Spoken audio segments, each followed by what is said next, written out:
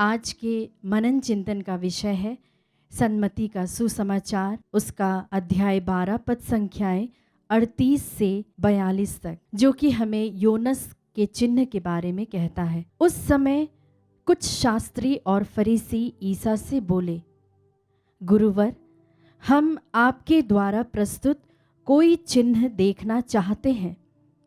ईसा ने उन्हें उत्तर दिया, यह दुष्ट और विधर्मी पीढ़ी एक चिन्ह मांगती है, परंतु नबी योनस के चिन्ह को छोड़कर इसे और कोई चिन्ह नहीं दिया जाएगा।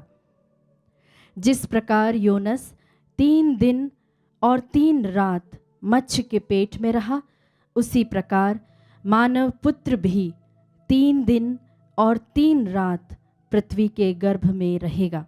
न्याय के दिन निनवे के लोग इस पीढ़ी के साथ जी उठेंगे और इसे दोषी ठहराएंगे, क्योंकि उन्होंने योनस का उपदेश सुनकर पश्चाताप किया था, और देखो, यहाँ वह है जो योनस से भी महान है।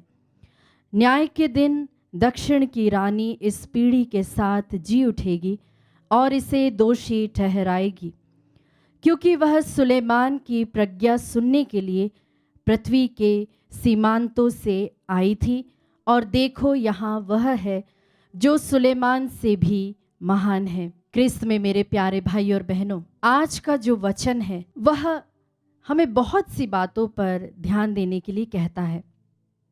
हम जब इस सुसमाचार के इस पाठ के शुरुआत में हम जब देखते हैं, वहाँ हम देखते हैं किस तरह से प्रभु यीशु विश्राम के दिन बालें तोड़ते हैं, और फिर वह विश्राम के दिन ही सूखे हाथ वाले व्यक्ति को चंगा करते हैं।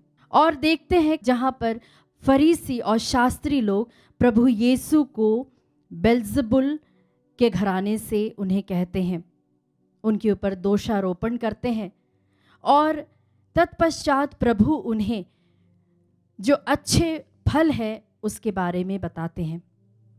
विश्वासियों, जब प्रभु फरीसी और शास्त्रियों पर इस बात को कहते हैं, तो मैं आपको योनस का जो चिन्ह है उससे संबंधित कुछ कहना चाहती हूँ। हम जानते हैं पुराने नियम में योनस नबी जो था, वह एक बहुत ही विद्रोही किस्म का भविष्यवक्ता था। पहले ऐसा किया जाता था कि राजा के साथ एक भविष्यवक्ता हुआ करता था, जो समय समय पर प्रभु के संदेश को राजा तक पहुंचाता था और राजा से प्रजा तक। और निनवे एक ऐसी जगह थी जो कि इज़राइलियों के विरुद्ध में थी, जो कि हम कह सकते हैं कि उनके वे दुश्मन माने जाते थे। और जो नबी था वह प्रभु का नबी होते हुए भी वह किस तरह से प्रभु के विरोध में खड़ा होता है। वह नहीं चाहता था कि प्रभु जिसके प्रति दया दिखा रहा है, मतलब कि जो इज़राइलियों के विरोधी थे, वे लोग पश्चाताप करें और वे लोग भी उस दया के पात्र बने। वह चाहता था कि वे लोगों को दंड मिले और वे लोग मारे जाएं। प्यारे विश्वासियों, उसी तरह से जो शास्त्री और फरीसी थे, उनका देखने का नज़रिया कैसा था? वे भी वैसे ही थे। वे चाहते थे कि वे ही लोग अपने आप को प्रभु के चुने हुए मानते थे। लेकिन जब हम आज के परिप्रेक्ष्य में देखते हैं, तो यहाँ पर कोई ऊंच नीच नहीं है। प्रभु सबको बराबर दृष्टि से देखता है।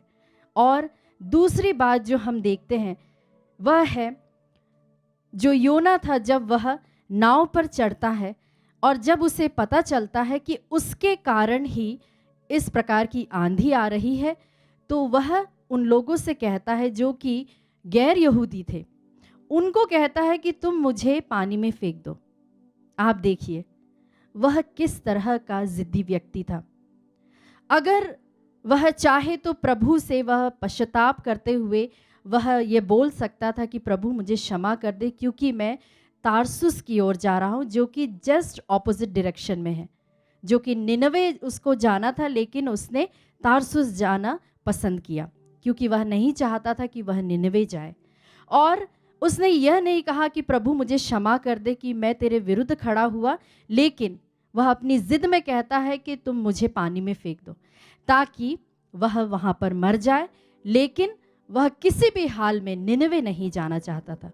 तो प्रभु हमें इन वचनों के द्वारा पहली चीज़ सिखाता है, वो है यह है कि हम अपने भाइयों को, जो हमारे बारे में अच्छा नहीं भी सोचते हैं, उनके लिए भी हम अच्छा सोचें, उनको भी हम प्रभु के प्रेम और दया के बारे में बताएं, अपने व्यवहार द्वारा, अपने बोल द्वारा।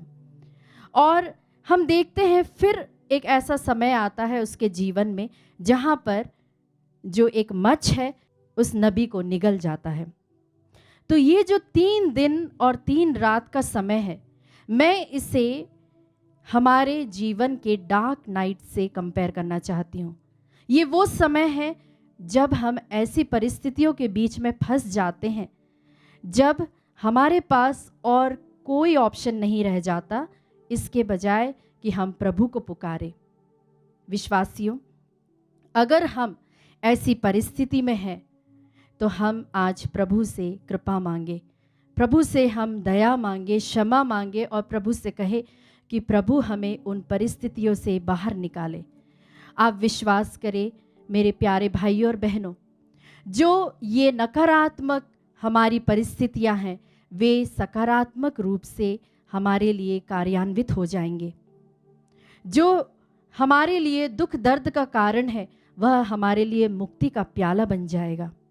विश्वासियों, और तत्पश्चात जिस तरह से प्रभु ने उसे अपना संदेशवाहक चुना, उसी प्रकार से प्रभु आपको उस जगह पहुंचा देगा जहां आपको होना चाहिए।